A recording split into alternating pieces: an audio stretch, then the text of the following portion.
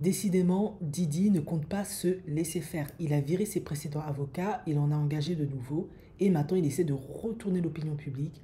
Et ça va marcher forcément. Ça reste quand même un homme noir, puissant. Il représente une certaine image dans la communauté noire.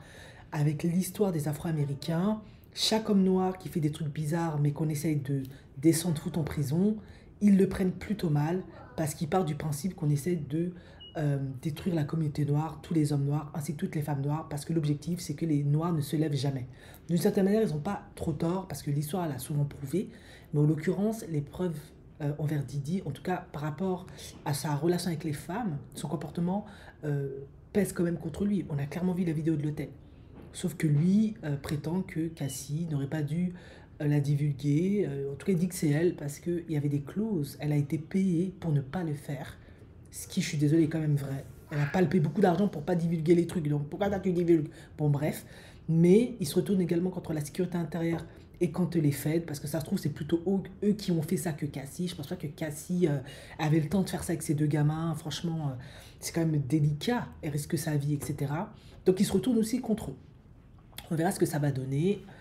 Quoi qu'il en soit, autour de Didi, il y a quand même des choses qui sont bizarres. Il y a trop de morts suspectes. De nouveau, mis à part Kim Porter, Shaki Stewart et tant d'autres, parce qu'il y en a eu plein de gens qui sont partis rejoindre leurs ancêtres, on ne sait pas trop comment, qui gravitent autour de Didi. Il y a de nouveau deux écrivains, Erika Kennedy et Terence, je ne sais plus trop quoi.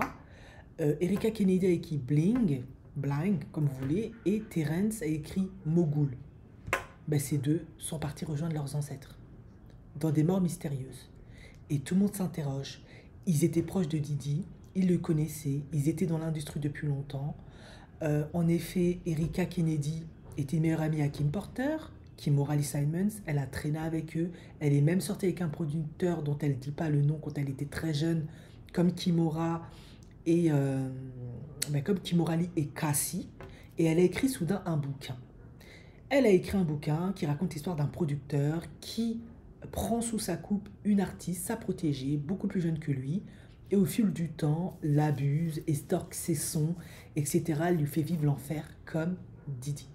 Sauf que quelques temps après avoir sorti ce bouquin, Didi, il était furax, il n'était pas très content, bien qu'elle ne l'a pas indexé directement, elle a pris un personnage fictif, mais les similitudes, les accointances se rapprochent très fortement de Didi, mais pas que de Didi, c'est pas le seul qui fait ça dans l'industrie, on va pas mentir. Bizarrement, elle part. On l'a retrouvée chez elle, inerte.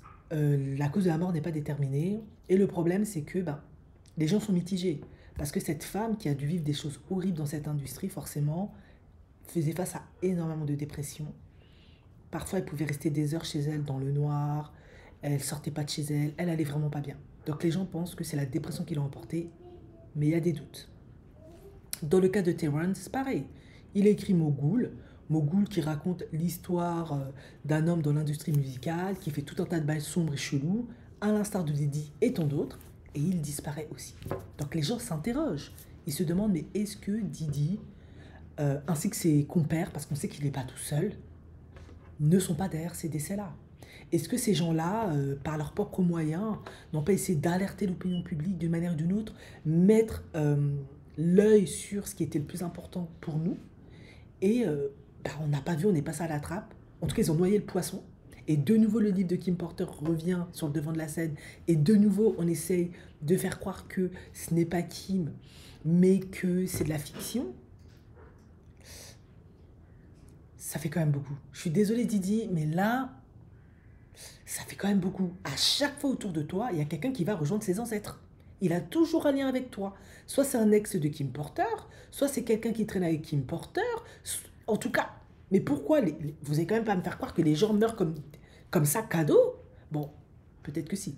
Il y a beaucoup de consommation de substances illicites, beaucoup de... Ils vivent des choses terribles que... Voilà, tu fais face à une solitude incommensurable, tu as des rêves terribles, et à la fin tu réalises que tu vas jamais les accomplir, les réaliser, parce que tu n'es pas assez bien pour x, y, plusieurs actes, tu te fais beaucoup trahir, tu te fais peut-être abuser aussi psychologiquement, physiquement. On ne sait pas tout ce que vivent ces gens-là, qui peuvent les conduire au bout d'un moment au bord du précipice. Mais quand même, je trouve que pour un seul homme, il y a quand même beaucoup trop de cadavres. Il y a au moins plus de 10 personnes là que j'ai répertoriées qui étaient autour de Didi. directement, indirectement, qui sont partis rejoindre leurs ancêtres. C'est quand même beaucoup trop à mon sens. Et j'inclus même pas Tupac et Biggie, quoi.